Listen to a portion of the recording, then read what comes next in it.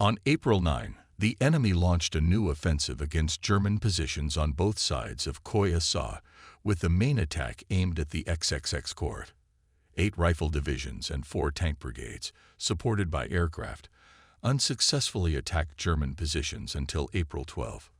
Paus stated that the objective of the April 9 offensive was Theodosia. The 132nd Infantry Division successfully repelled attacks by 4 infantry divisions and 2 tank brigades, which included approximately 100 tanks of various types. Despite heavy artillery fire from some 35 batteries of all calibers, together with intense air attacks, the German infantrymen held their ground. A total of 43 tanks were destroyed, among them the heaviest models, as evidenced by the burning steel hulks that exploded and smoked in front of our positions for several days. Having once again suffered catastrophic losses, prisoners spoke of thousands of dead. The Russians on April 13 weakened their onslaught. According to the testimony of deserters and captured documents, the Russian divisions were bleeding, which forced the disbanding and reorganization of units that had just confronted us with all their might. Despite the major defeat and countless losses, the Russian command persisted in its original plan.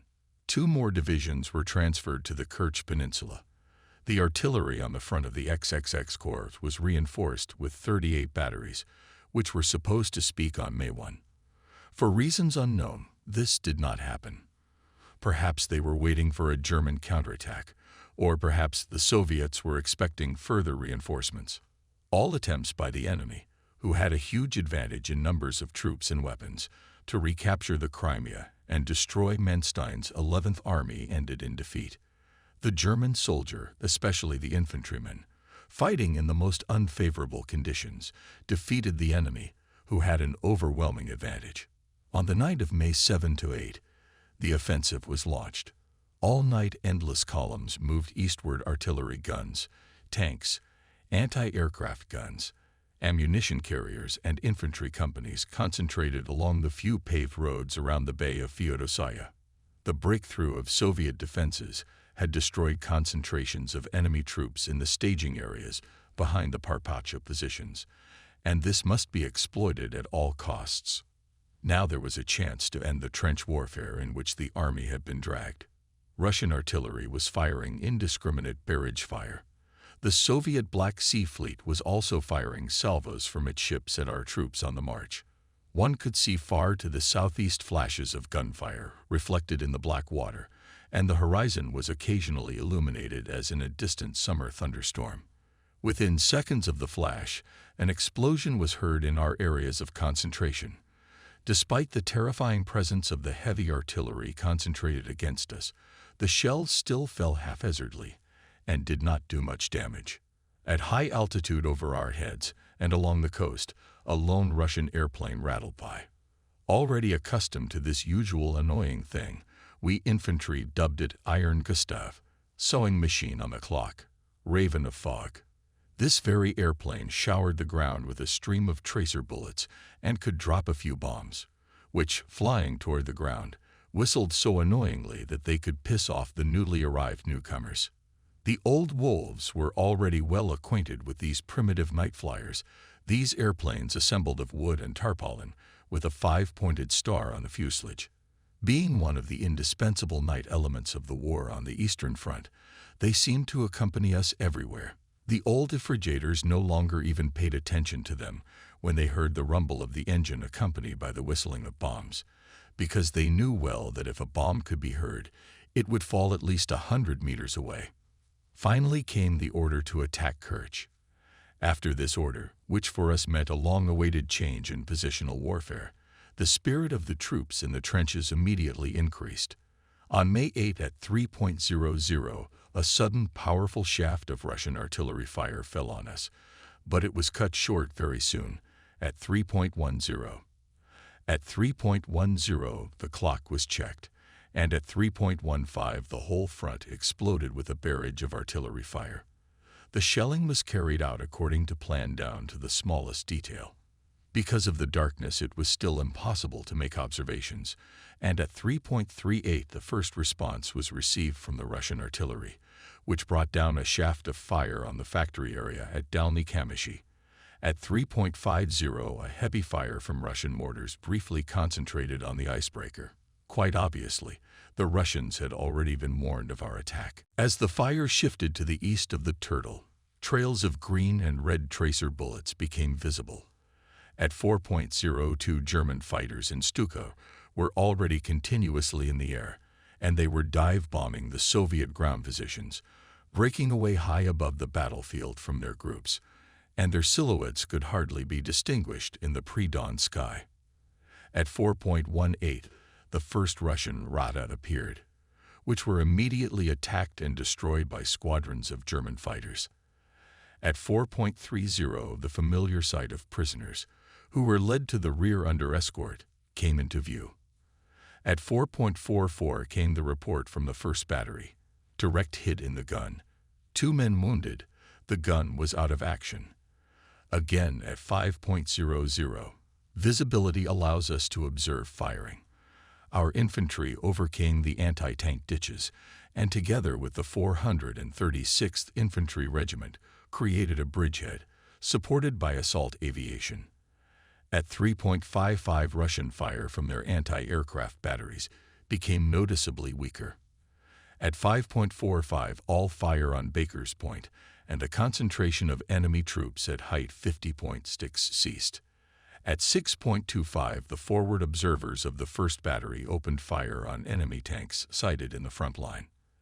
At 6.30, a report came that observers from the second battery had established their post at Azchaluka. At 7.45, a reconnaissance was sent to find forward observation and gun positions.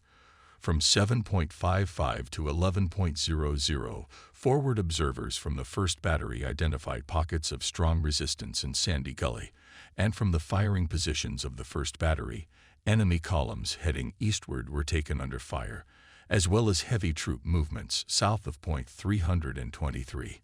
At 11.00, the third battery moved its positions to an area east of the anti-tank ditch. At 12.15, a report was received that our infantry had taken Point 323, the Moscow stronghold. At the same time, east of Point 323, the first battery took out an enemy tank. At 12.20, the headquarters of the unit settled at the new location. At 13.45, the first and second batteries also moved their positions. After that, the forward observers directed barrage fire at height 50.2, and with darkness all visibility disappeared. As we began our march into the Soviet Union, we found ourselves face to face with an unpredictable enemy whose actions, resistance, or loyalty could not be foreseen or even assessed. At times we encountered the fanatical resistance of a handful of soldiers who fought to the last bullet, and even when exhausted, refused to surrender. It happened that we had an enemy in front of us who surrendered in droves, offering minimal resistance and for no clearly visible reason. When the captives were interrogated, it was found that these variables had little to do with education, place of birth, or political leanings. The common peasant resisted desperately, while the trained military commander surrendered immediately upon contact with us. The next bout showed just the opposite, although there was no system or apparent reason. Trapped in an old copper mine near Kerch, several Red Army officers and soldiers continued to resist throughout the occupation of the peninsula. When their stronghold was depleted of water, they began licking moisture off the wet walls in an attempt to escape dehydration. Despite the brutality displayed by their opponents on the Russian front, the opposing German military developed a deep sense of respect for these survivors who refused to surrender during weeks, months, and years of stubborn resistance. At the outbreak of war, we had before us a huge, unstoppable force, devoid of professional command, politically purged and resurrected in communist ideology. The revolution of 1917 had led political specialists in the Soviet Union to believe that only a firm political ideology, such as that which had prevailed during the revolution, would win wars. Therefore, in the years leading up to the war, from 1937 to 1938, Stalin effectively rid the Red Army of professional military leaders, replacing them with politicians to whom he entrusted his fate. These political appointees successfully dismantled the army that had been built up since the early years of the Soviet system. Large armored formations were disbanded and reorganized to use outdated cavalry tactics.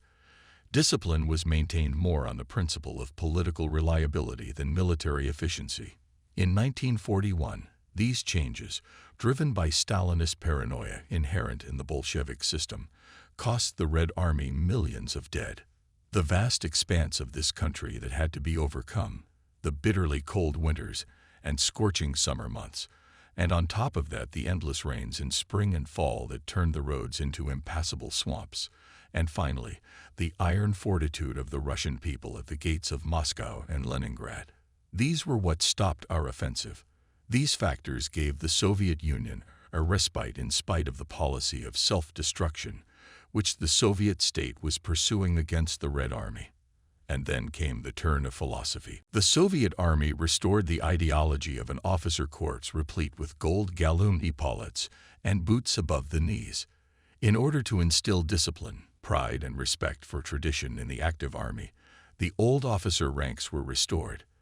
The doctrine that had unsuccessfully tried to encourage peasants to sacrifice and fight for the communist state had to be abandoned, and everywhere the call to fight for the motherland and the fatherland began to be heard. Soon the commissars who held important positions in the Red Army were replaced by officers with military talent and merit. Such was the series of tremendous changes brought about by the despair of a few months of overwhelming successes of the German Wehrmacht. After the initial successes came the increasing difficulty of trying to maintain mobility and make up for our losses. By contrast, the Soviet Union was growing stronger. Its vast industrial capacity, for the most part evacuated under the protection of the Urals, concentrated on war production on a gigantic scale. Food and military equipment began to arrive in huge quantities.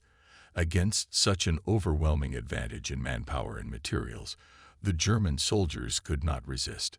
The Soviets adopted the tactics of the Wehrmacht, and those advantages inherent in our military system were effectively utilized by the Red Army. In contrast, the leaders in Berlin sacrificed huge numbers of soldiers to the same hold-at-all-costs policy that had nearly destroyed the Red Army in 1941. Hitler stubbornly refused to cede territory for the sake of improving the strategic situation, so the Russians, with their newfound strength, could pierce thin defense lines and encircle large groups of German troops. Army leadership, given over to political appointees, which had already adversely affected the fighting ability of the Soviet Army, began to manifest itself on an increasingly large scale in the Wehrmacht. When confronted with trouble and military setbacks, Hitler's reliance on politically loyal officers to control unwise and sometimes absurd methods began to reflect, as in a mirror, what had been happening in Stalin's army in the years before the war. The soldiers of the Red Army were now markedly different from those we met at first. The mentality of the Russian soldier changed from apathy and indifference to patriotism. They were indoctrinated with the idea of belonging to an elite army, which alone could save the world from fascism, and began to develop a sense of pride that had long been absent from the ranks of the Soviet armed forces. The Russian soldier proved to be an extremely difficult opponent who, if properly motivated, could endure the harshest of conditions. The standard summer uniform consisted of a spacious, khaki-colored gymnasty and pants sewn from lightweight material. In winter, a dense woolen quilted material was used, which provided excellent insulation in cold climates. Russian soldiers carried a dense overcoat with them at any time of the year, using it both as a blanket and as a uniform depending on the situation. A Russian soldier was issued boots several sizes larger than his foot, so he could stuff them with straw or paper during the harsh winter months. This served as an effective and practical defense against the grueling cold weather that killed so many of our soldiers. During the last months of the war, Red Army troops were often equipped with large Valenki boots, which had excellent insulation. Unfortunately, our boots were issued exactly to size, and on the Crimean front we considered ourselves lucky to have suffered far less from the harsh winter than the divisions on the northern sections of the front. The weapons of our opponents were simple in design but practical. In the early months of the war, the infantry units our troops encountered were armed with bolt-action rifles similar to our carbines. As the war progressed, we began to develop new automatic weapons with much greater rate of fire for use primarily in close combat. This tactic was also used by the Red Army, and soon short-barreled automatic rifles, equipped with a high-capacity magazine, came to symbolize the Russian soldier. The Soviet soldier was a master at getting food and taking care of himself. As the war unfolded and the supply lines became longer due to Wehrmacht defeats and German withdrawals, the Red Army supplied itself mainly from the territories it occupied at the time. Armed with an automatic rifle with a voluminous magazine, dressed in uniforms appropriate to the terrain, and living on a meager diet of what was at hand, the Russian soldier proved himself a most skillful opponent. The Wehrmacht came into the vastness of the Soviet Union with maps and intelligence that proved to be highly inaccurate. Often we tried to find roads on German maps by terrain elements that did not exist in nature. A clearly marked road categorized as an improved or trunk road turned out to be a primitive country road. It became common practice to use captured Red Army maps as soon as possible, and these maps, known for their accuracy, were reproduced by regimental headquarters for our use, often with place names in both languages. The Wehrmacht and the Red Army, clawing at each other, fought a deadly battle for nearly 4 years, and during that time the difference between the two armies, so obvious at first, began to fade. The German soldier, too, had learned the art of improvisation, and out of necessity lived largely off the land, as the supply system slowly collapsed. For practical reasons, and out of necessity, even the uniforms of the opponents began to resemble each other. The same can be said of weapons and tactics of combat. In the end, our trenchers more easily began to identify themselves with the enemy, with whom they fought a brutal battle, than with the glossy and refined army, which they had long ago known in Germany. At the beginning of the war, there were cases of mass desertion from the Red Army, and many of the deserters volunteered to serve in our troops for a variety of reasons. Known to us as helpers, these servicemen had served in the Red Army before they were captured or deserted. Many of them volunteered to serve with us, wishing to escape the horrible conditions of the POW camps far to the rear, beyond the jurisdiction of frontline troops, where they would suffer unimaginable hardship. There was a difference between those helpers who came to us from the POW camps and those who had endured starvation and forced labor under Stalin's regime, and therefore had come to hate the Bolsheviks. The freedom-loving mountain people of the Caucasus, the wandering nomads of the steppes, and the Crimean Tatars had been defending themselves and their way of life against the Russians for centuries. Religion also played an important role, as the Islamic Crimean Tatars fiercely defended their religious freedom. Among General Lindemann's personal belongings were several letters written by Russian helpers to their relatives, and these letters were accompanied by an official translation made by the postal censor, the Sergeant Peter Teslik. Eliav Nemd, Field Post Number 17,433. Don't believe anyone who tells you anything different. For 20 years we were prisoners of the godless Soviets. We starved and labored day and night. Now we want to help the German army with all our might and from the bottom of our hearts. Almighty Allah will give us the strength to help defeat and destroy the godless enemy. May Allah help us. Satira Vitud, pp #27076. From now on things will go better for us than they ever did under the Soviets. A new era is coming for us Tatars. In the future we will no longer work for others, but for ourselves. Islamov Saidnalil, pp no. 29,787b. Father, on April 4, I arrived in Crimea. It is good here.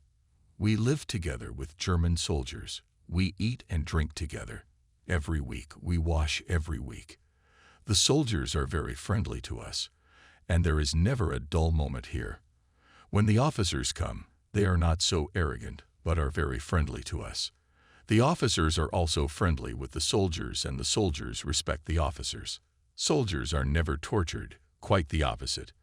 The Bolsheviks always talked about socialism, but when you compare, the Germans have socialism, not the Bolsheviks. Real socialism is in the German army: comradeship, equality, respect for each other, justice and friendship. These qualities will ensure the ultimate victory. Tatar. I can tell you that on the 24th, the partisans from the mountains attacked the villages of Tagan, Rayan, and Karabuzar.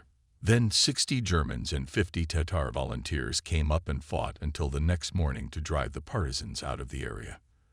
The partisans stole cattle, sheep, and horses. Kurtamela Vazim, PP No. 16,691. I live for the German army, and together we will destroy the Bolshevik enemy.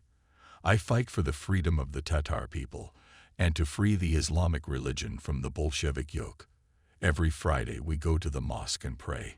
If I survive this war, I will become a village mullah. North Nader, PP number 12,963. Things are going well. Don't worry about us. We are already used to this life. My German comrades are good people. Their generosity is hard to imagine after the way we lived under the Soviets. The officers here also live with us. Write me a prayer and send it to me. Ablunet Mechet, Pap #00462. The mosque is reopened, and everyone goes to pray. We are living again like in the old days.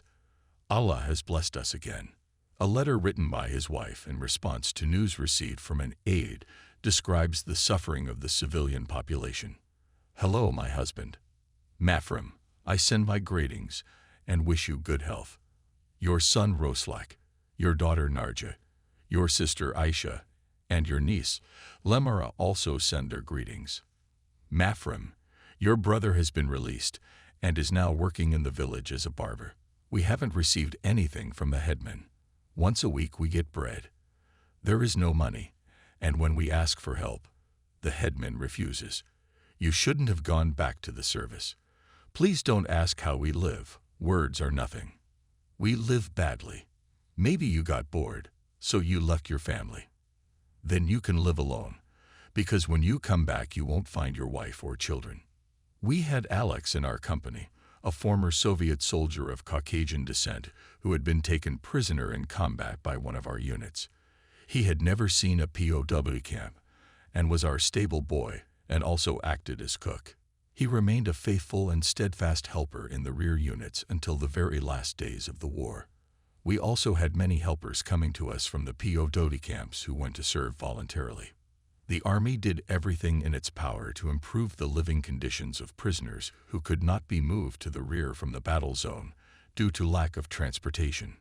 Our rations were reduced to feed these prisoners, and the mortality rate while they were in our custody did not exceed 2%, which is simply remarkable considering that most of the prisoners were emaciated or wounded when taken. When the Russians successfully landed at Theodosia, the capture of one camp containing 5,000 prisoners seemed imminent. The prisoners were mostly anxious to be allowed to march on Simferopol to the German defense line than to be liberated by the Soviets. The crossing was accomplished, with no need to use a convoy to prevent escape. The POWs were probably well aware of the reception that awaited them for surrendering to the German army. A number of former POWs volunteered to fight with partisan units in rear areas and proved effective in protecting important communications and transportation routes. It was once even reported that various partisan groups and bandits were engaged in open competition among themselves for control of certain areas and geographical sections, thus revealing the distinction between those organized and directly supplied by the Soviet government and those units which considered themselves independent of central authority. Partisan units also existed on the Crimean Peninsula. Operating from bases deep in the Yala Mountains, they recruited supporters from among the local population and the scattered remnants of Soviet army units. Such partisan units were prepared and well organized even before the invasion, and deep in the mountains were large, well-equipped warehouses with ammunition and food. The partisan units included many women, many of whom had lost husbands, sons, and other family members in battles with our troops early in the war. The road along the south bank was frequently attacked, and at times it was necessary to lend heavy weapons to the rear columns to ensure safe passage. For the most part, the security forces were formed from Romanian troops or volunteer Tartar and Cossack companies, as German troops were used to the last soldier at the front.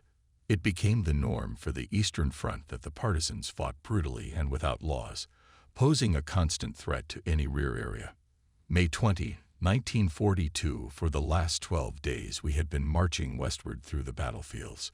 We passed by the Parpacha positions, for which there was a fierce struggle, passed the area Moscow, Hike 55.6, crossed anti-tank ditches, and the Anglo-Indian telegraph line.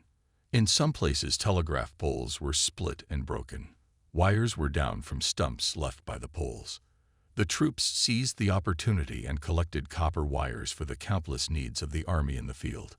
The telegraph line began in London, stretched across the North Sea through the Crimea, across the Caucasus and over Persia to Calcutta.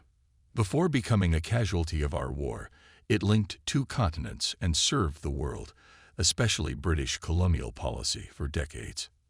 At the edge of the narrow valley, we left behind the sparse, wire-like grass of the steppe and came to lush green fields surrounding a small village of clean houses.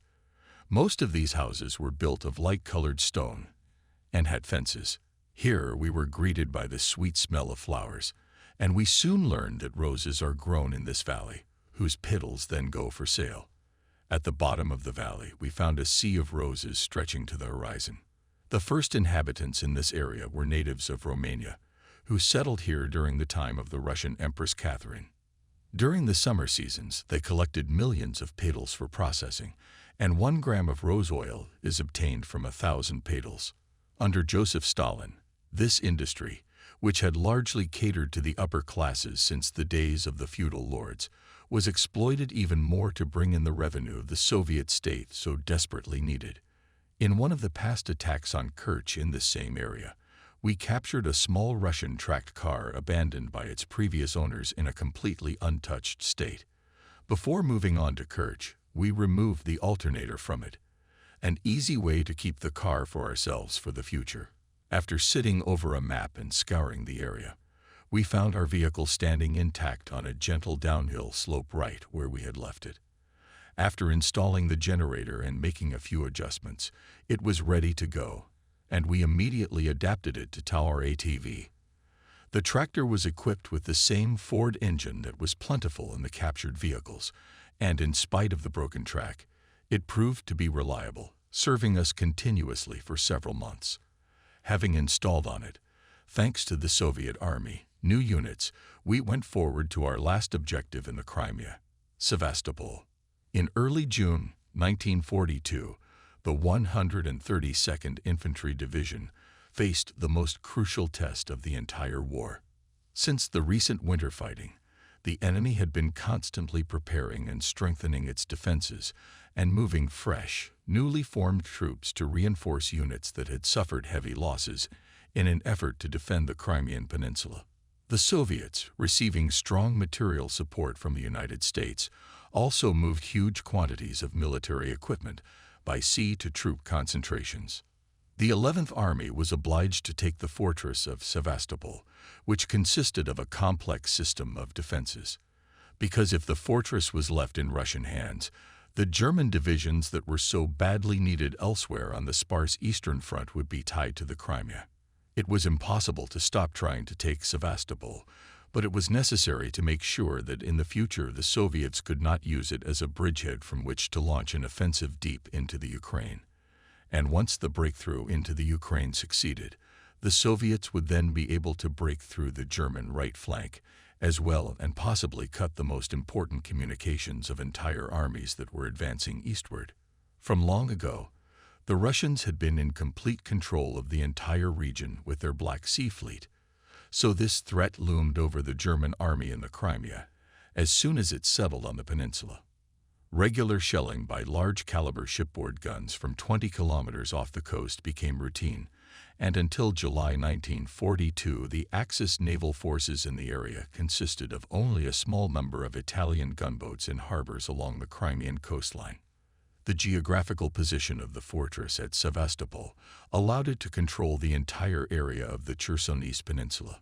Equipped with numerous modern coastal batteries of heavy caliber, from which it was possible to fire at ground targets on the peninsula, the fortress was protected from that side also by the difficult terrain. To the north, the Belbek Valley was a natural barrier to the front line of defense. In the east, lush shrubbery and dense forest served as a barrier to the attacking infantry, occasionally interrupted by steep gorges, ravines, and hollows, often with steep impassable slopes, making it impossible to move troops in large forces. In front of the troops, who were to begin the final battle for the strongest and largest Russian fortress, there were commanding heights, from which the defenders had a wide view, and which created a huge problem for the attackers in breaking through deep valleys, steep gorges, and dense bushes. The northern front, stretching along the Belbek Valley, and including Bastioni, a battery of 305mm guns and armored turrets, Maxim Gorky, and Fort Shishkova, looked particularly impressive. The LIV Army Corps, skillfully commanded by Cavalry General Hansen, was assigned the task of being the first to rush to assault the fortress. It included the 132nd, 22nd, 50th, and 24th Infantry Divisions. In preparation, heavy caliber batteries up to 800mm were brought up in place to assist the attack, scheduled for June 7. For 7 days prior to the offensive, a barrage of artillery fire pounded the fortified enemy positions, and the Maxim Gorky battery received special attention from German gunners. The 132nd Infantry Division, stationed on the right flank of the LIV Army Corps, was tasked with launching a frontal attack across the Belbek Valley to take Olberg and pushing southwest to gain the opportunity to assault the commanding heights of Bastioni and Maxim Gorky from the southeast. Our neighbors on the left flank, the 22nd Infantry Division, would be able to launch an attack only after we had captured the heights at Olberg. During the last days of May, the batteries of our artillery regiments were moved to new positions, which were in the northern sectors. In the following days, the rumble of countless artillery volleys could be heard in the gorges and valleys, continuously striking the enemy positions, preparing the situation for the next attack. Batteries fired day and night at scattered targets. The 5th Battery attempted to set up an observation post on the Kauberberg, from which it was possible to observe the Soviet positions. Then, throughout the daylight hours, the air was filled with the ominous hum of planes from both sides prowling for live targets, and in the distance dive bombers could be seen periodically attacking the town beneath them. With the help of artillery fire and dive bombers, enemy anti-aircraft batteries were successfully neutralized, although this cost the Luftwaffe dearly.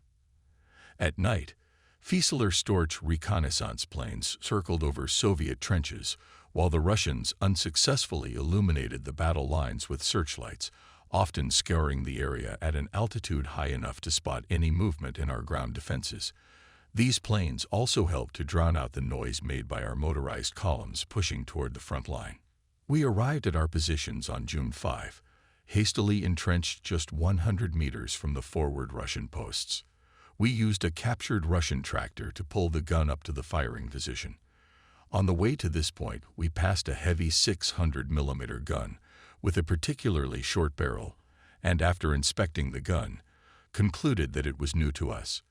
We were told that the gun was used on the Sevastopol front, specifically against the Maxim Gorky. During firing, we could see giant shells in flight, and the militia soldiers immediately dubbed them flying coffins. Our anti-tank gun was located to the right of a steep cliff, hidden in a shallow lowland opposite the fortification Maxim Gorky. All the previous night we had been cutting a shallow trench in the stony ground, the ground yielding only under the blows of heavy picks which we carried with us in our tracked vehicle.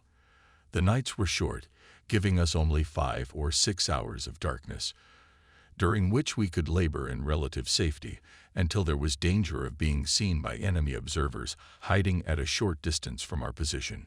Preparations for the assault on the coast fortress were nearing completion. It was known that the fortress itself had hundreds of concrete pillboxes, bunkers, armor-protected batteries, deep trenches, barbed wire, and minefields. Deep in the rocks were gun emplacements and mortar positions that could not be reached or neutralized by conventional artillery fire or airstrikes. Artillery, mines, anti-aircraft guns, and assault guns pounded the enemy's battle lines for 5 days before the offensive. 1,300 cannons opened fire on pre-deployed targets and field positions. Squadrons VI Air Corps General von Richthofen mercilessly bombed the Russian line of defense. The ground burned and agonized in this deadly overture. Never before or since in the war had German forces concentrated artillery in excess of the 1,000 guns used by Montgomery against the African Corps at the Battle of El Alamein. Jet mortars had a special role in the plans for the assault. The 1st Heavy Mortar Regiment, the 7th Mortar Regiment, and the 1st and 4th Mortar Batteries were assigned to a special headquarters under the command of Colonel Nyman. 21 batteries opened fire with 576 guns, including the 1st Mortar Battery firing 28-centimeter and 32-centimeter high-explosive and incendiary mines. Each salvo of this regiment fired 324 rockets toward the targets. These ramparts of fire were intended to demoralize enemy troops as well as physically destroy their defenses, and in both cases, the same positive effect was achieved. A battery of 6 rocket launchers could fire 26 shells, which flew with a nerve-shattering roar, producing a terrible effect. The fragments from these shells were not as impressive as those from artillery shells, but the bursting of the shell when detonated in a confined space or at close range caused blood vessels to burst from the shockwave. Enemy soldiers in close proximity to the explosion were soon demoralized by the eardrum-bursting blasts, and the usual instinctive fear quickly gave way to terror and panic. Russian stoic soldiers, normally insensitive even to raids by Stukas, were often rendered helpless by such shelling. 3 phenomenal artillery behemoths were sent to participate in the battles for Sevastopol: the Gamma mortar, the Karl mortar, and the giant railroad gun Dora. All 3 were considered miracle weapons of conventional artillery at the time, and were designed and manufactured for the special purpose of destroying reinforced concrete bunkers and fortifications. The Gamma mortar was simply a revived Big Bertha gun of World War I. It fired 427 mm shells weighing 923 kilograms and had a range of 14 kilometers. The monstrously large barrel was 6.72 meters long, and the gun was operated by a team of 235 artillerymen. For all its enormity, the Gamma gun was dwarfed by the 600 mm Karl or Tor mortar. Designed to destroy concrete pillboxes, it fired 2,200 kilogram shells that bore little resemblance to conventional mortars. Its 5-meter barrel and gigantic carriage gave the impression of some kind of factory on wheels, flaunting a huge pipe that loomed at an angle against the sky. Yet the Karl was not the perfect model of artillery produced by our technology. The greatest gun was installed in Bakhchisarai, in the Palace of Gardens, the old residence of the Tatar Khan, and was christened Dora. The frontline soldiers nicknamed it Heavy Gustav, and with its 800 mm caliber it remained the heaviest gun of the war. 60 railroad cars were required to transport its individual components, which were then assembled on site to put the gun into action. The 32.5-meter long barrel fired high-explosive shells weighing 4,800 kilograms, or nearly 5 tons. The projectile and cartridge case were 7.8 meters long. In the vertical position, the projectile was as tall as a 2-story house. The maximum rate of fire was 3 rounds per hour. It was constantly guarded by 2 anti-aircraft batteries. The gun crew, additional guards, and maintenance personnel of this monster were headed by a major general, a colonel, and numbered 1,500 men. This dilapidated military philosophy relied on traditional artillery elements in a perverse, gigantic form that had grown so large as to be counterproductive in terms of the manpower and material costs required to maintain and utilize them. Nevertheless, it was reported that a single shell from a Dora penetrated a 30-meter layer of earth and destroyed a huge underground arsenal in the northern bay near Sevastopol. In the depths behind the forward positions in convenient locations and protected by terrain conditions, the Soviets, awaiting the arrival of the attackers, were painstakingly working on their defensive lines. The fortress was defended by 7 Soviet rifle divisions, a hastened cavalry division, 2 rifle brigades, 3 naval brigades, 2 regiments of Marines, separate tank battalions, and individual units, totaling over 100,000 men. In the defensive order were 10 artillery regiments and mortar divisions, an anti-tank regiment, as well as 45 batteries of heavy coastal artillery, totaling 500 guns and 2,000 mortars. These troops represented a defense of monstrous power, which had to be passed, captured, or destroyed by the forces of the 11th Army, which had only 7 weakened German divisions and 2 poorly armed Romanian divisions. On the evening of June 6, we assembled at the headquarters of IA Battalion, 436th Regiment, where we were briefed that the assault would begin tomorrow morning at 3:05 a.m. My gun crew was to suppress with fire a Soviet fortification just to the left of our position and slightly higher in elevation. The target was clearly visible at a distance of 300 meters from our position. We spent the night curled up under cloak tents in narrow trenches dug behind our gun. At an early morning hour, when everything was still plunged into darkness, we climbed out of our hiding places, leaving the warmth of our hastily chipped shelters, and in the bracing night air began to prepare to begin our firing raid at exactly 3:05. A few minutes later, I noticed a red rocket floating to the ground through the smoke and darkness to our left, a signal to us that the forward assaulting units had gone on the attack. I adjusted my fire accordingly so as not to hit my own troops rushing forward toward the enemy positions. Despite the coming daylight hours, visibility continued to deteriorate as smoke and dust clouds covered our targets. The angry enemy had already awakened, and we found ourselves under direct fire from the Maxim Gorky battery.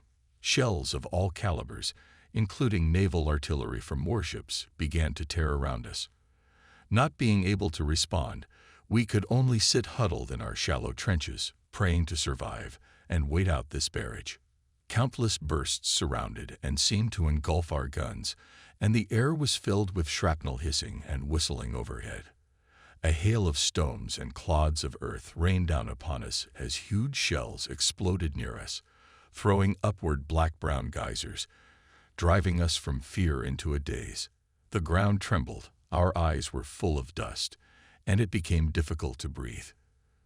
We lay motionless, pressed against the walls of the trenches while rocks and dirt poured down our gray-green helmets. With hands struggling to cover our ears, we clenched our eyelids tightly with all our might, hopelessly trying to ward off the sudden terror that had descended upon us. One of the artillerymen in my squad, who had fought bravely in previous battles, suddenly rushed to the far corner of our trench, tore off his helmet and shouted, drowning out the roar of the explosions, "I can't take it anymore." With foaming at the mouth and eyes wide open with horror, he jumped up, struggling to get out of the trench, when another shell exploded near the edge of our embankment, sending red-hot shrapnel whistling around. I threw my whole weight on top of him and threw him to the ground. Gritting his teeth, scratching and struggling frantically, he tried to break free. Quickly rising to my feet, I slapped him across the face and came at him again. He lay motionless, staring at me with wide-open eyes, and I released him to seek safety at the edge of the trench. But suddenly, as if he had gone mad, he sprang over the barrier in one fell swoop, ran headlong through the clouds of smoke and dust, and disappeared in the rear. We again rushed for cover as the hail of shells intensified, and did not expect to see him alive as we huddled on the ground trying to escape the bursts and fragments of shells. Then, that same evening, when the guns fell silent, he again appeared at the position, as if nothing had happened, and this incident was never recalled afterwards. The 5th Company of the 437th Infantry Regiment broke through the enemy's defenses near a rock on the north side of the Belvik Valley. Fortified by the enemy, turned by him into a powerful defensive point, gorges with steep walls provided the enemy with protection from our artillery fire. My friend Fritz, whom I had known from the time of joint conscript training in Darmstadt, was lying with his group at a staging point near a cliff.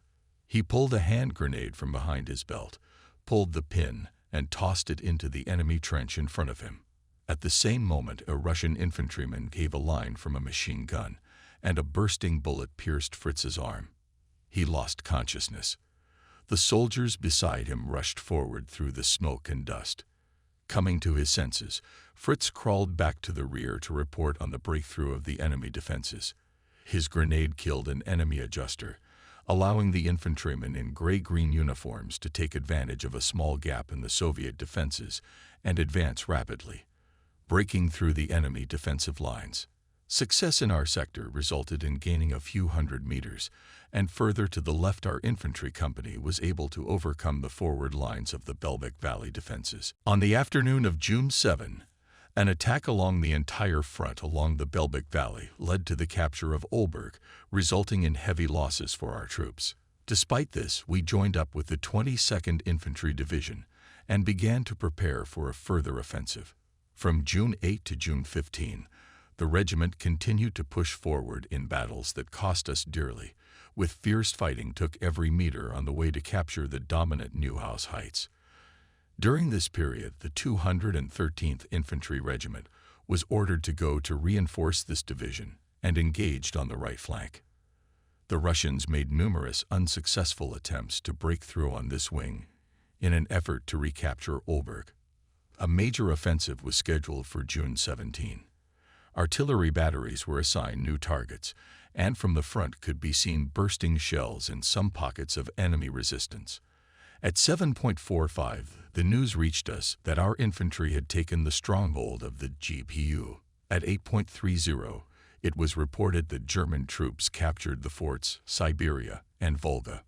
After an hour of fierce fighting, our infantry broke through the line of defense arranged between primitive dwellings near Bastioni, and at 8:45 this bastion was taken by assault squads. At 10:00 also the enemy batteries stationed in positions near Bartnievka were forced to silence. At 12:00 our advanced assault groups continued to hold the bastion, repelling powerful enemy counterattacks. Between 12:50 and 13:15 each battery of our artillery regiment fired 80 shells on Shishkova. And still these positions were staunchly defended by the Soviet infantry, who refused to give up even an inch of ground. Militia soldiers, trying to hold the bastion, engaged in hand-to-hand combat during desperate Soviet counterattacks, and the battle rolled back and forth.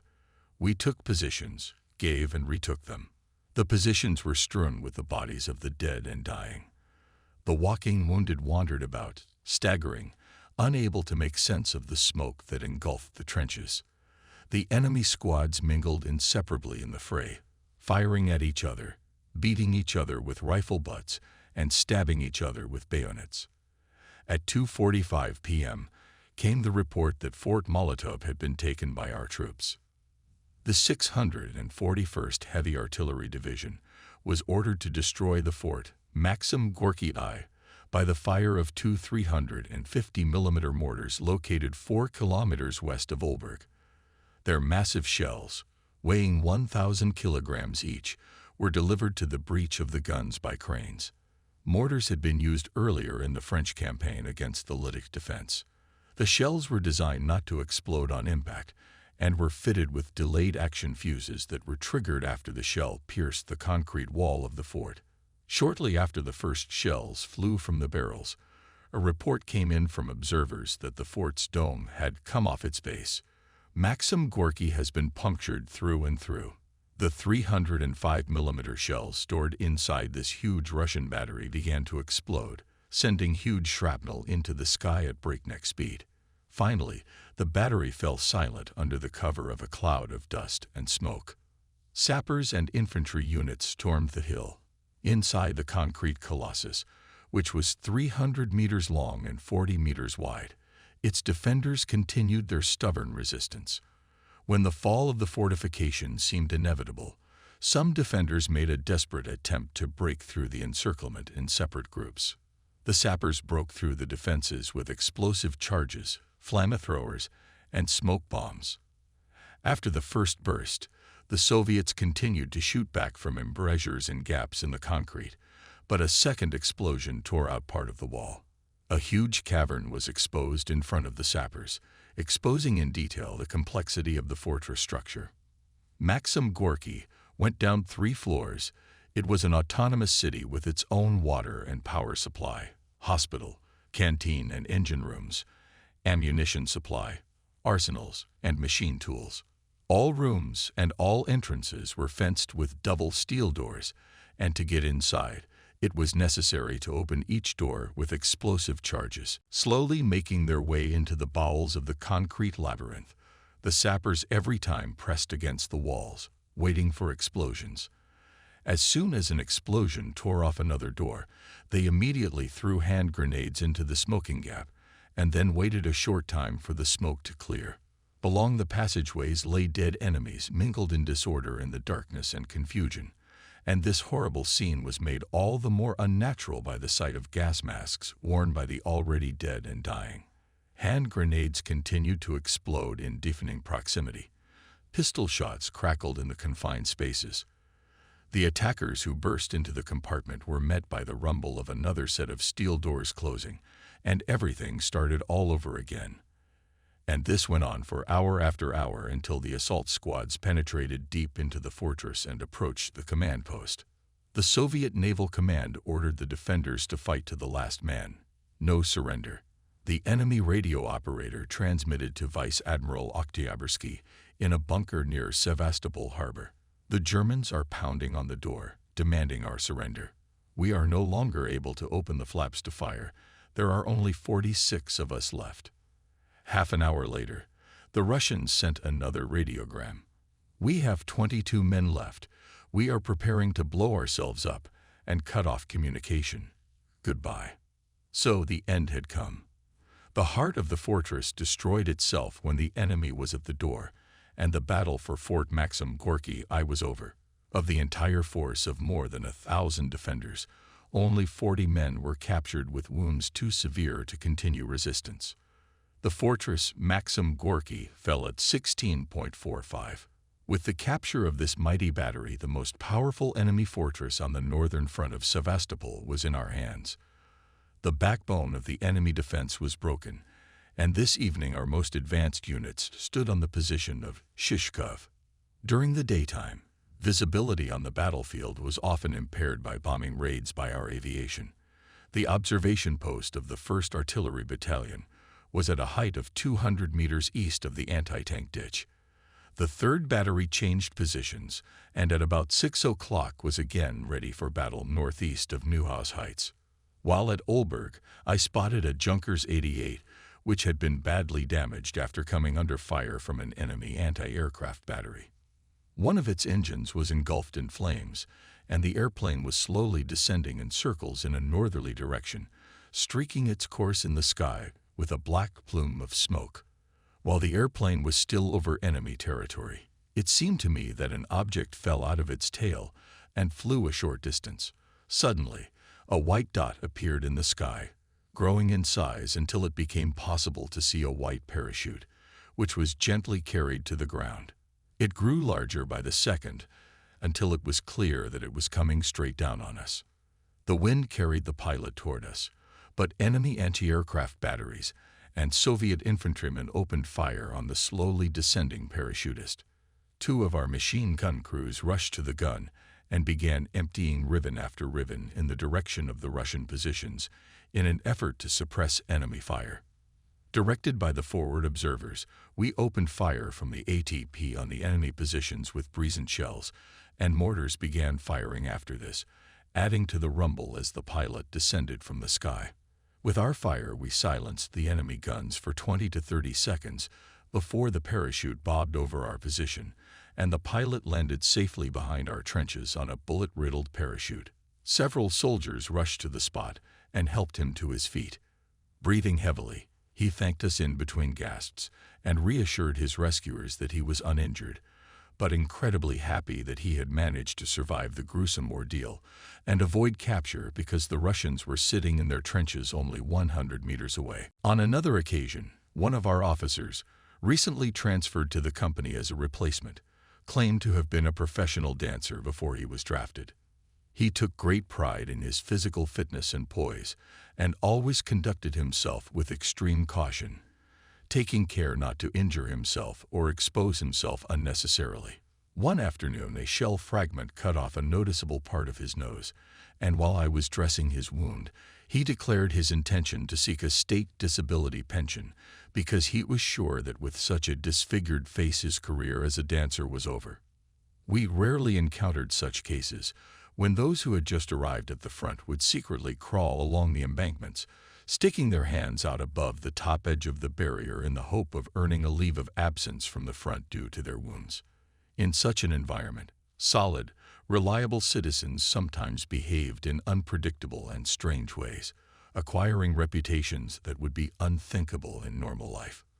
The ranks of the infantry companies were getting thinner and thinner. During the day, we were exhausted from the heat and stifling heat, and the nights brought little relief. We survived only on cigarettes, cold coffee, tea, and the meager combat rations that were issued daily to those in the front lines. There was nothing to think about washing or shaving regularly. The chalky soil absorbed any rain moisture like a sponge, and where clear streams had run in the winter months, there were now only completely dry beds of hardened, red-brown cracked clay. The demands placed on the soldiers in the frontline trenches reached inhuman levels. In many cases, we with our ATP could not engage the enemy because of the horrible terrain, impassable to all but the infantry, who could barely make their way forward on foot.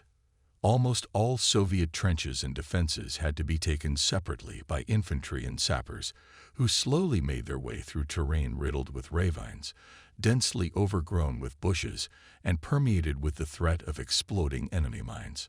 A battle would ensue with the enemy. The position would be taken with casualties to both sides, and the soldiers would storm the next objective. I was assigned to defend the road leading to the Mackenziev Mountains behind Neuhaus Heights. During the hours of darkness, when forward movement was temporarily suspended, we helped the infantry platoons to haul forward ammunition and carry the wounded to the rear.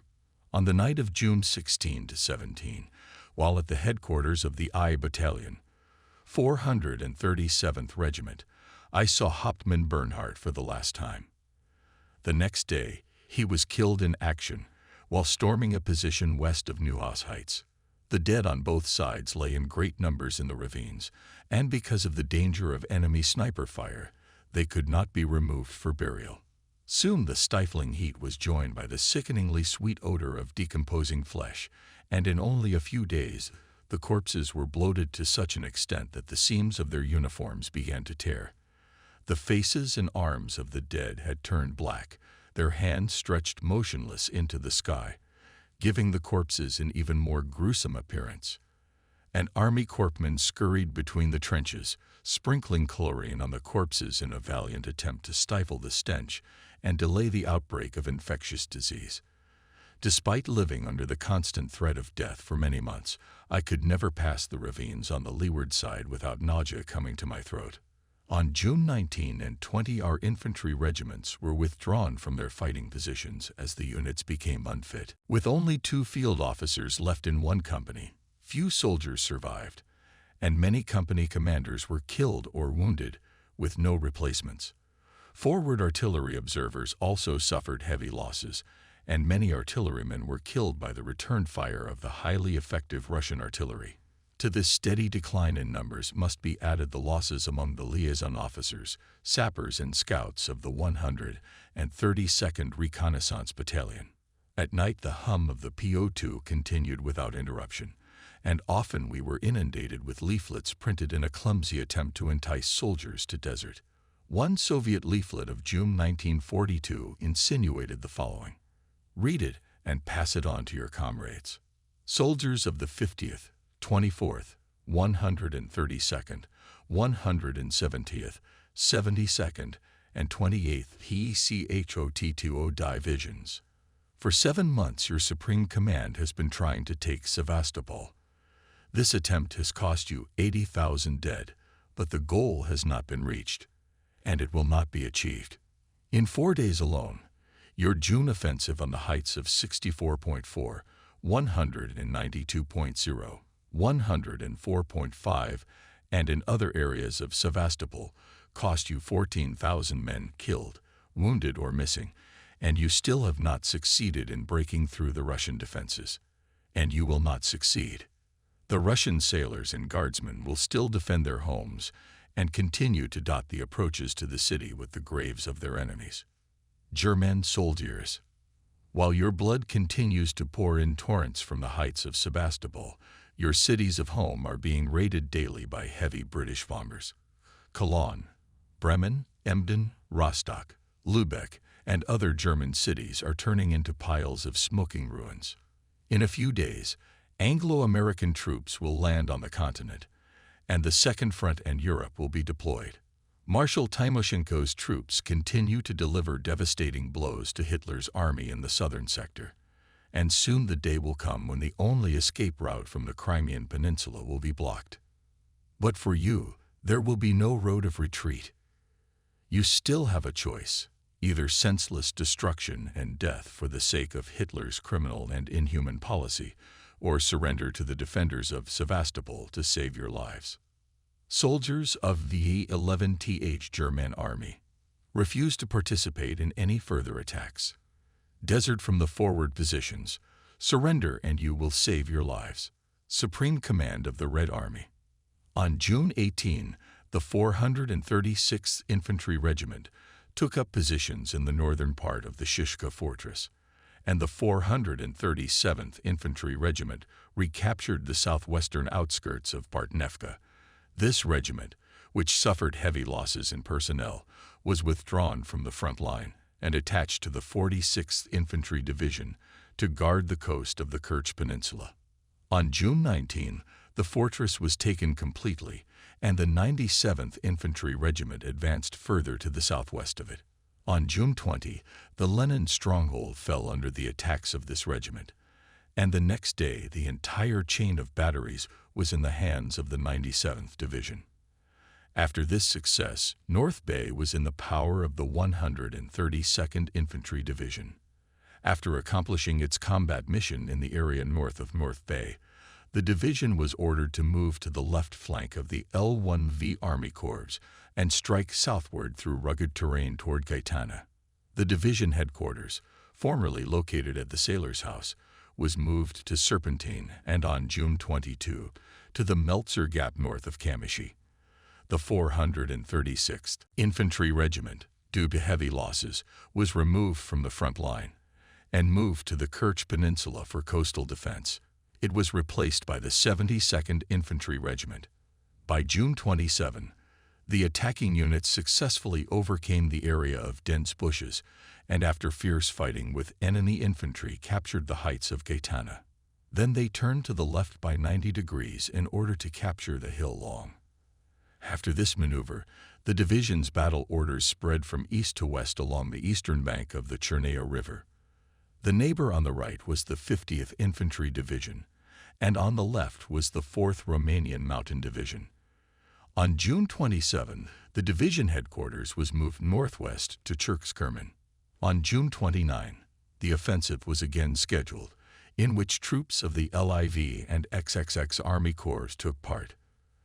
From the headquarters of the advanced division on the bastion I could observe the course of the attack through Chernaya.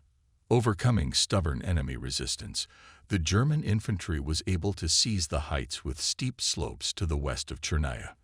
With good visibility before observers was an impressive sight of advancing infantry supported by assault guns and sappers, and from this point could be seen fleeing Russians who were hit by howitzer fire.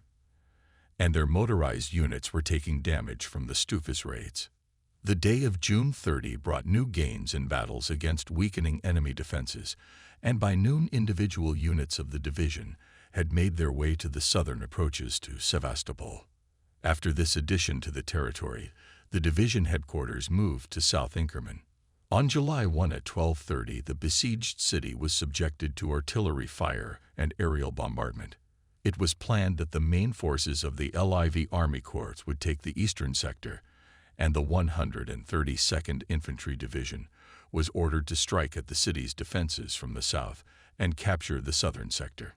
The goal of the offensive from the south was to take the southern third of Sevastopol on the first day and the rest of the city on the second. At 9:00 from the division headquarters, now located at height 73.0, we saw the Luftwaffe shelling and bombing. The whole town seemed to have disappeared under a thick blanket of smoke and dust. In case weak resistance was encountered, the division commander requested the go-ahead to advance to the south end of the harbor through the center of the city, which would allow the city to be taken in one day. This contingency plan was approved.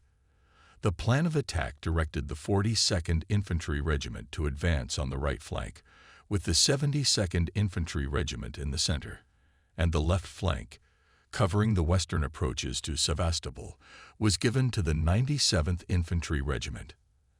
At 12:30 p.m., it became apparent that the advanced infantry units were cracking the outer defenses of the city, and the artillery fire on the southern sector was stopped so as not to cover our own troops.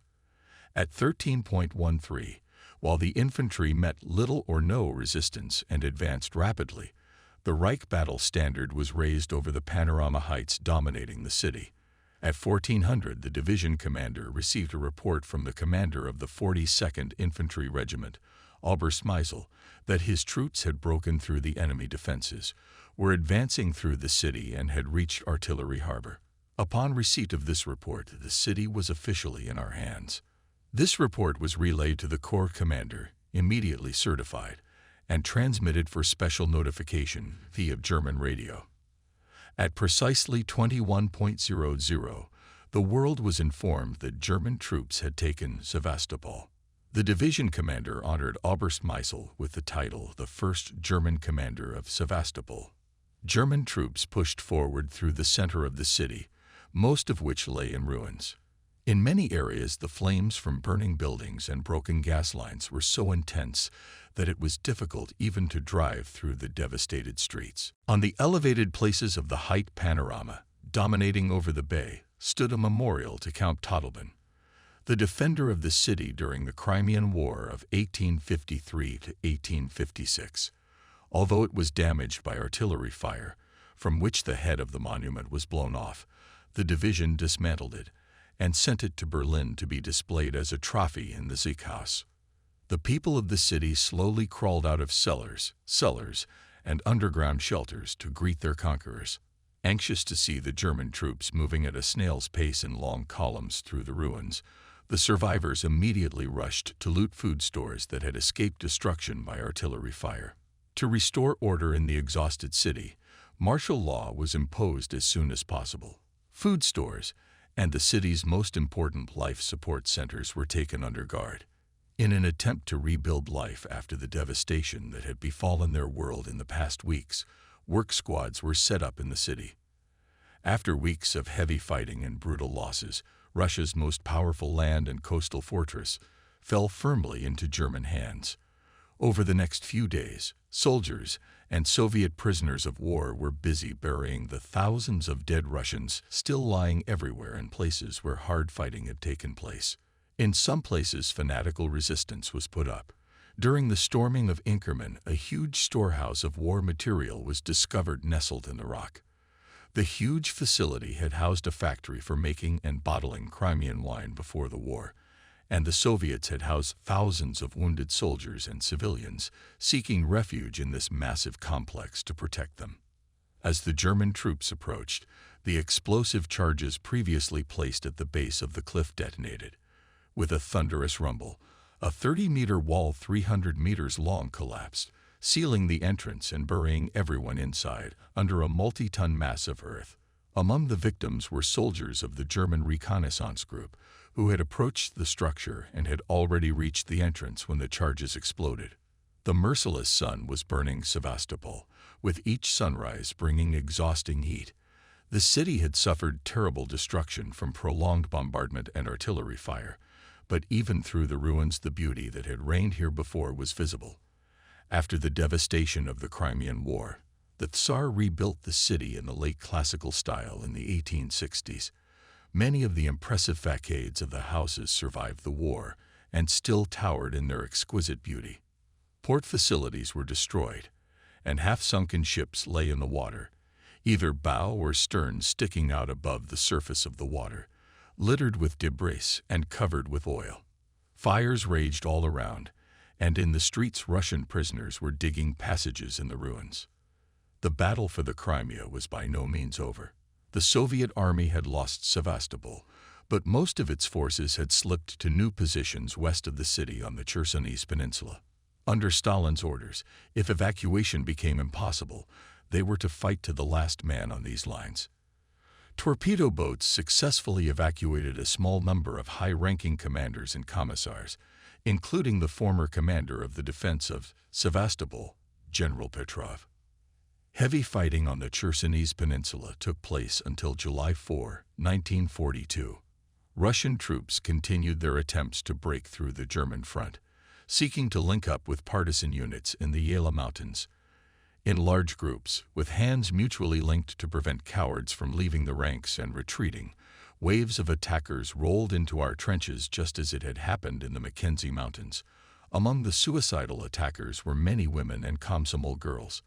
These poorly trained troops suffered extremely high casualties, and the last remaining groups surrendered on July 4 after an unsuccessful attempt to avoid encirclement through ravines and narrow gorges.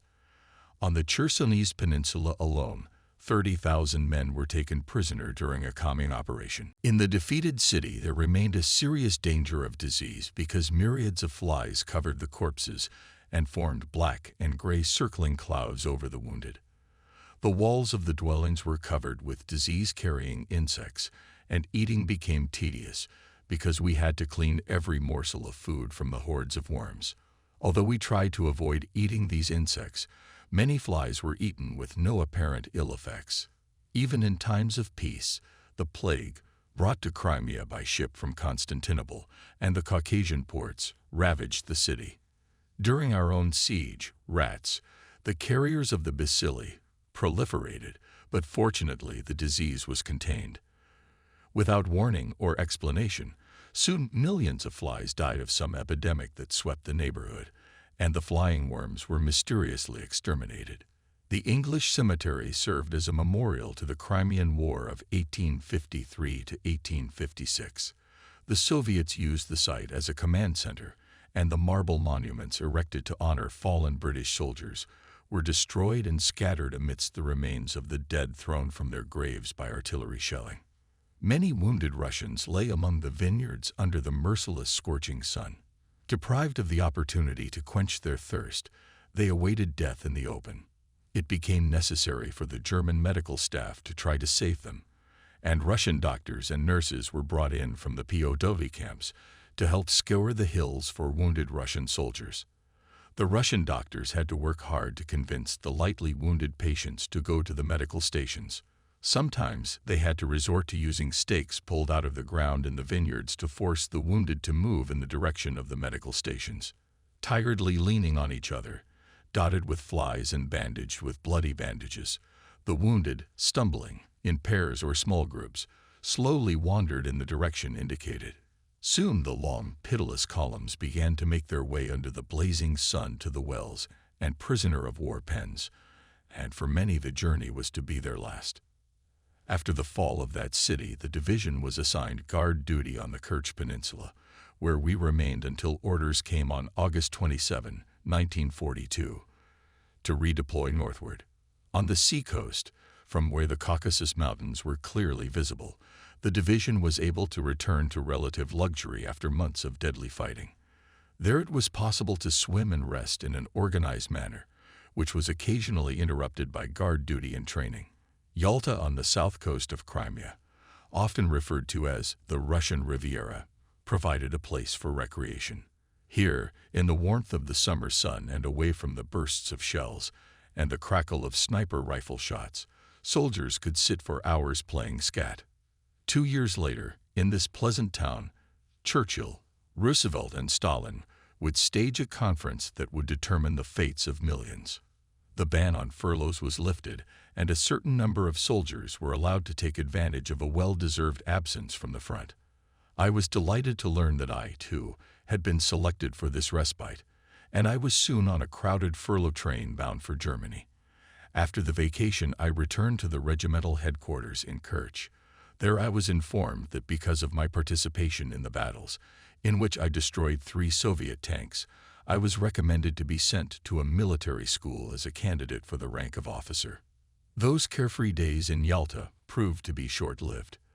The movement of the German race to the east and the victories of the Eastern gods had reached their zenith, or so the propagandists claimed. Propaganda units announced that at last the dream, the idea of world domination, was now becoming a reality. But here, the victorious Eastern warriors took a breather. From the sterile environment at the front, they went to their native places, where they became acquainted with rumors of dubious actions carried out by the Reich, and sometimes fantastic stories about politics and politicians began to float far behind the front line in the occupied territories. Often soldiers returned to the front disgruntled, and sometimes disillusioned, as they began to realize that their war experience had changed them forever.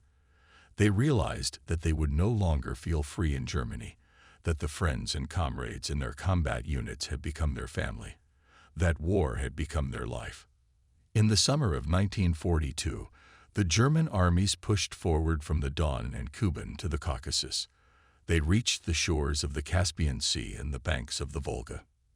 The name Stalingrad began to be spoken frequently, and there was no hint of what the future held for the 6th Army on the Volga. The original plan was for the 11th Army to cross the Kerch Strait, make its way to the Caucasus, and turn north to launch the intended offensive in coordination with the German southern flank. Hitler, the man who led our command in Berlin, now sometimes referred to as the greatest commander of all time, changed this plan. The capture of Sevastopol by divisions of the 11th Army gave rise in Hitler to the idea of using these divisions in the assault on Leningrad.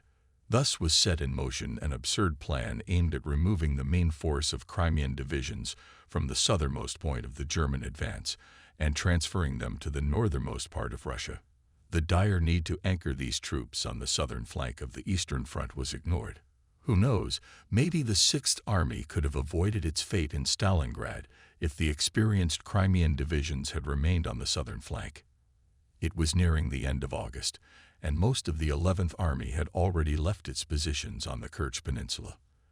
The various units of the division loaded onto echelons for the long journey north and spent an average of 8 to 10 days on the road until they landed on the Leningrad front.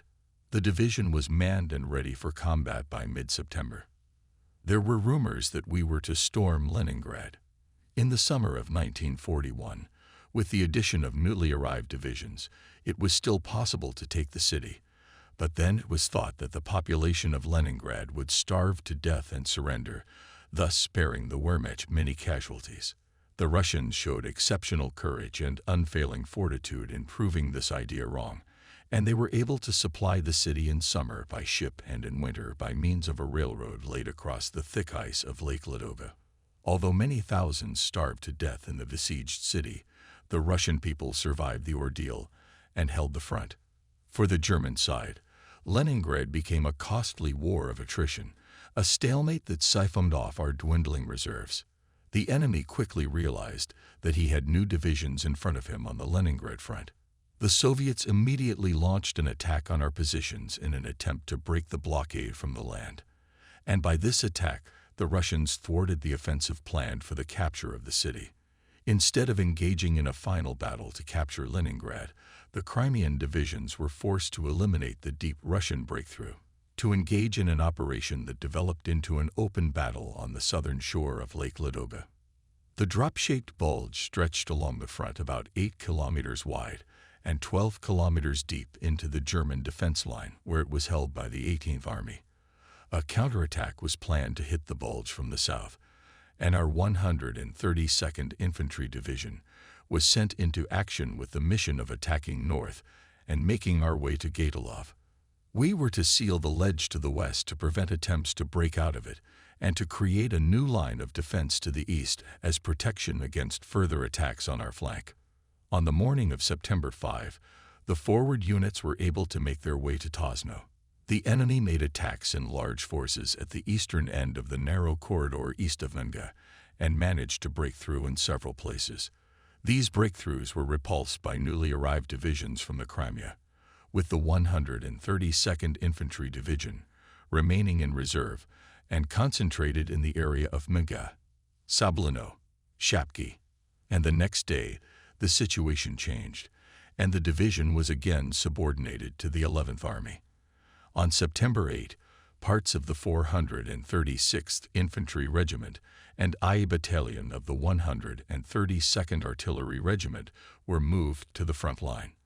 Every other day, an average of 7 to 10 echelons were loaded, and by the evening of September 16, the division was fully prepared to fight the enemy. Meanwhile, the enemy breakthrough was stopped in the area of Menga, and then the breakthrough troops were blocked by a blow from the north and south, resulting in the Soviet units were taken in pincers, which closed in the area of Gatilov. At first, the attacks of the 170th and 24th Infantry Divisions had little success, and the 132nd Division was brought into the battle in the direction of Sologubovka. Menga, on almost impassable roads, reached their areas of concentration from September 17 to 19. Each movement required incredible efforts. Dugouts and defensive positions were located in swamps, where there was almost nowhere to hide, and the troops were constantly exposed to soaked ground and sticky cold air. Winter uniforms were still in short supply, and troops suffered from the cold that descended on the shivering infantrymen each night. The order to prepare for the offensive was received on September 21. It was necessary to march all night along a road made of roughly hewn logs to reach the original areas, and again the advance was seriously hampered by narrow, muddy passages through impenetrable woods. It was not until after dawn that the regiments finally reached their destination, Apraxin. At 8:00, the Chief of Staff gave a final briefing. The distance from the bivouac to the site of the attack was only 2 kilometers, but due to poor roads and terrain conditions, the transition took more than 2 hours. The attack was scheduled to begin at 12 o'clock noon, and the 436th and 437th Regiments immediately became aware that the attack would not take place at the appointed time and was unlikely to be possible before 14 o'clock. Headquarters rearranged the schedule as far as possible, moving the attack to 13:00. Despite their best efforts, the soldiers were unable to keep to the schedule, and the attack was again delayed. The fact that the attack on Chernaya took place at all must be attributed to the personal efforts of the soldiers, and the inevitable failure of our troops, who were unable to advance northward and capture more territory, can only be attributed to the lack of time to prepare for the attack. Because of poor preparation, casualties in this attack were unusually high. On September 22, 510 men in the regiments were killed in action, including 7 officers, while another 8 officers were wounded and 1 was missing. The strength of the 4 battalions fell to 1,000 men in all, indicating that the first attack on Chernaya cost our troops 30% casualties. On September 23, a new attack was scheduled for 10 o'clock. The tanks and assault guns assigned in support quickly became stuck in the swampy terrain and were unable to cross the Chernaya to operate on its other bank.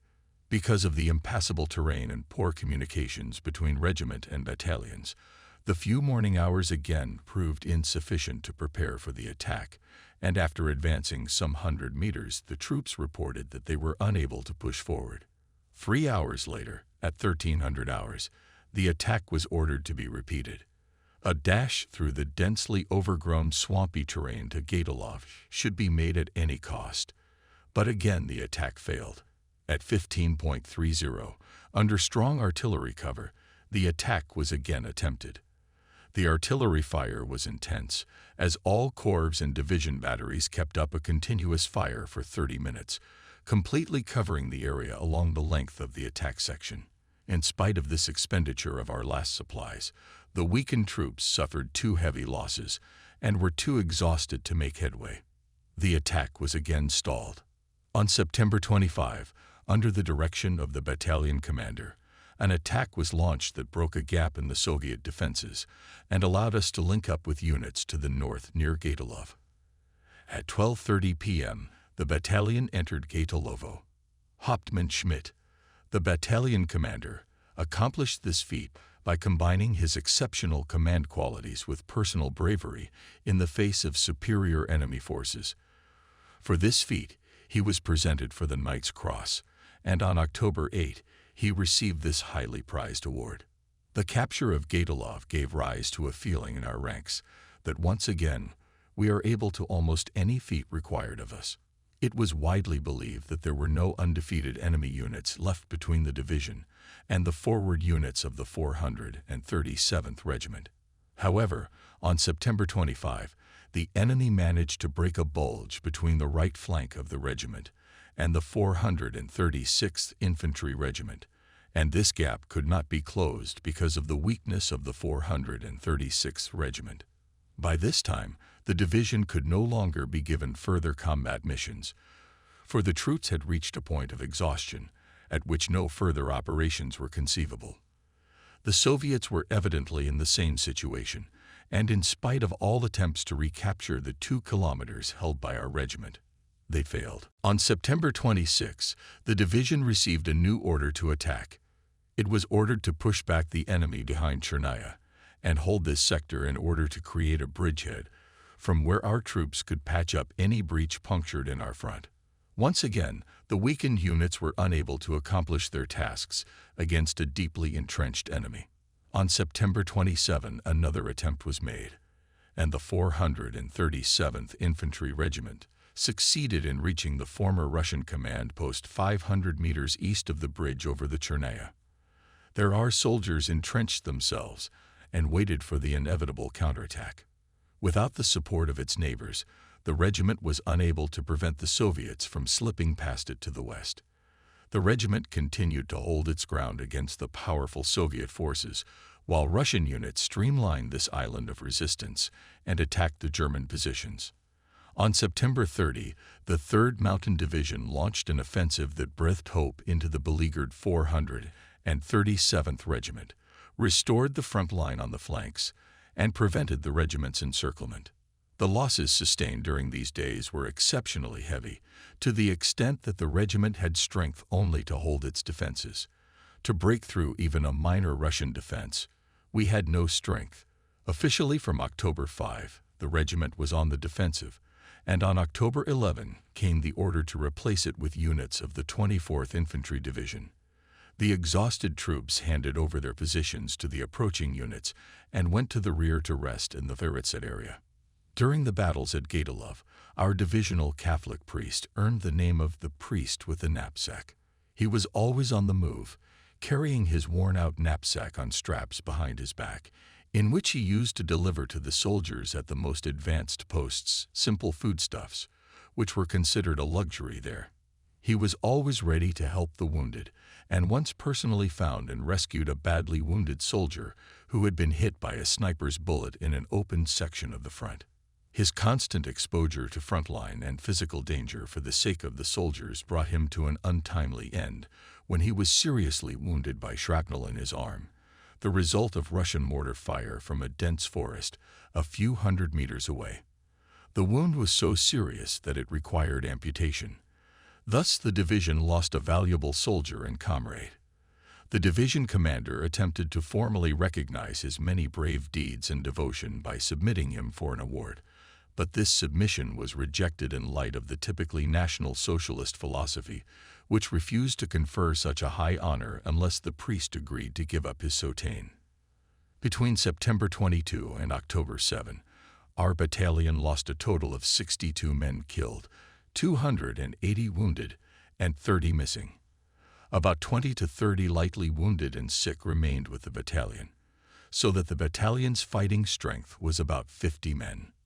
During the short rest at Veritsa from October to December, emergency measures were taken to restore the regiment's fighting strength. In search of replacements suitable for infantry service, rear units, sapper platoons, transport and other units considered not so important were conned.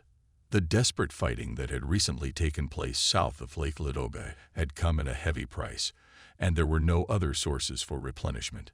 Until October 28, when the order came to redeploy to a new sector of the Eastern Front in the Sac area near Pogosty, our homegrown reinforcements had received little or no training. In the winter months that followed, the intensity of the fighting dropped, from whence it was possible to engage until February in training newly manned units and restoring combat strength. Already in February 1943, it became clear that, despite the lack of full-fledged infantry training, all these units had regained full combat capability. Shortly thereafter, our division was sent into action in a renewed offensive, and I was wounded again. A shell splinter struck my left foot and penetrated through the thick leather of my boot, leaving an exit and entrance hole with jagged edges. Fortunately, no bone was involved, and the wound was relatively superficial, suggesting a quick recovery and not requiring evacuation. While under treatment at the regimental medical station, I was notified that I had been earmarked for immediate departure for officers' school. Just as in World War I, the casualty rate among junior officers was extremely high, as follows from the Prussian motto: "The life of a lieutenant is the first to live and the first to die." There were no officers at battalion or company level in our regiment at the front who were not wounded, and many fell in battle. It was extremely uncomfortable to feel myself back in the motherland. I was ordered to report to Luneville, and from there to Châteauneuf-en-Marne, where the Reserve Forces Command was located. I was further ordered to report to the officers' school at Milovitz, near Prague. As a reservist, who in the German army are traditionally kept apart from regular, or professional, soldiers, I remained loyal, but was not overly enthusiastic about the prospect of impending promotion to the officer corps. I soon became involved in strenuous classroom lectures and field exercises, and because of my fresh frontline experience, the instructors saw fit to ask me to familiarize officer candidates with the various situations that might be encountered on the Eastern Front. Suddenly, without any external cause, a wound opened on my leg, and I was forced to spend 3 weeks in a local military hospital where the doctors attempted to treat my wound. At that time, the German army, unlike the American army, did not have penicillin, and even the most minor wound could develop an infection that could be fatal if not curbed. Indeed, even in that period of medical advances, a stomach wound was generally fatal, and so soldiers were often advised to eat as little as possible before going into battle because a full stomach increased complications and led to death if hit by a bullet or shrapnel. During the entire period I was in the hospital, I was often visited by Officer Candidate von Moltke, a descendant of our famous Prussian Field Marshal, who brought me lesson plans and tasks that were given to the class to keep me up to date on what was being taught in school. One afternoon, our class commander, Major Richter, while making his rounds of the hospital, stopped by my bedside to talk to me. I was surprised to hear him ask how Oberst Kinsmiller, with whom he had previously served, was doing. Looking through the personnel files of the officer candidates, the major noticed that I came from a unit under Kinsmiller's command. They had served together in the Freikorps after World War I during a political upheaval in the 1920s. On my first visit, he expressed concern that I might not be allowed to graduate with my course due to my long absences, so I began to show him what I had managed to do during my convalescence. He was satisfied, and leaving, assured me that he would try to help so that the wound would not affect my graduation and subsequent promotion. On December 1, I became a field officer and a lieutenant on the same day. On December 17, the candidates for officers of the 11th class of the military school were brought to Berlin, where we gathered in the Sportpalast to listen to a speech by Reichsmarschall Hermann Göring. About 2,000 freshly minted officers of all branches of the military were seated in order of seniority of their combat decorations. As one of the listeners, who had previously been awarded the Iron Cross First Class, I was given the honor of sitting in the front row, only a few meters from the podium. Suddenly, Under the deafening sounds of bravura military music, the Reichsmarschall appeared and headed toward the podium. His corpulent body was dressed in a magnificent, dazzling white uniform. Around his neck hung the Grand Iron Cross and the Order of Merit, which he had received in World War I for his exploits as a fighter pilot. As he was the only recipient of the recently resurrected Grand Cross, this deliberate order deliberately obscured the Kaiser's Order of Merit.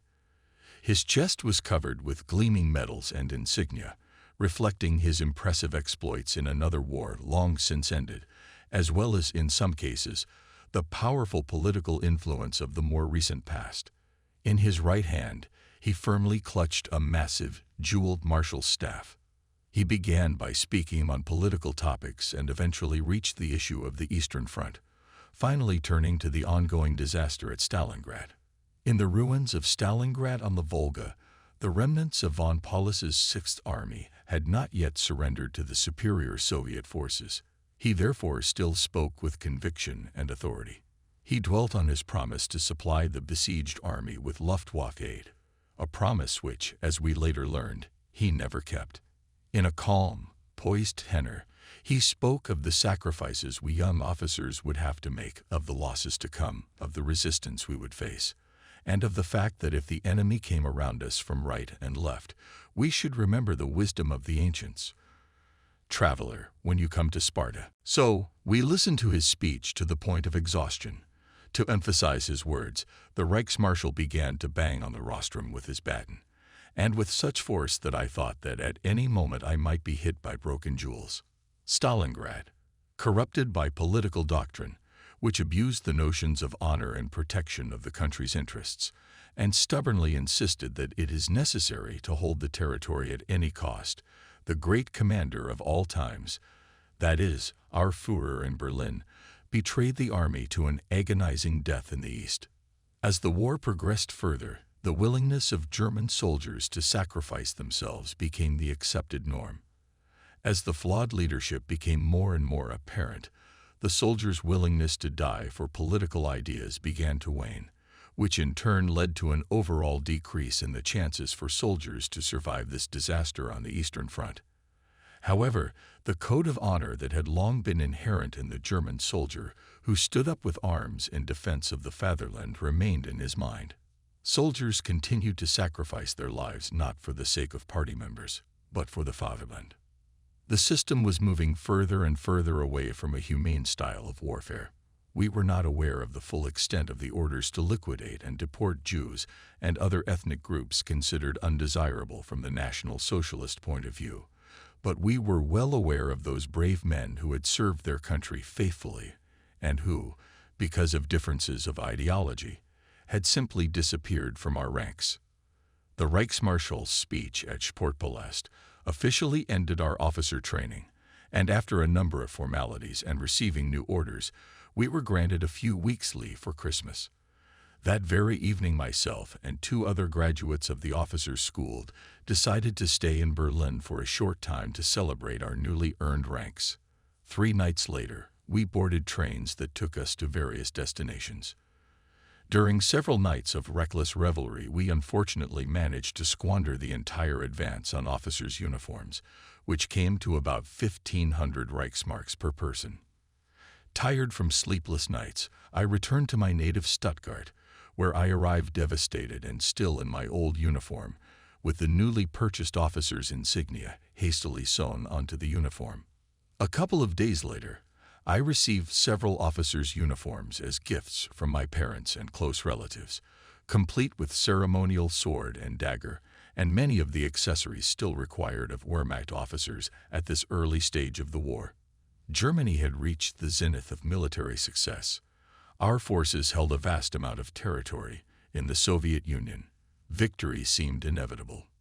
Despite significant problems, Rommel was still winning battles against the British in Africa. We remained confident that the Sixth Army would win at Stalingrad, and eventually we would emerge victorious in the crusade against Bolshevism. As an officer with combat decorations, I remained the center of attention in the family circle.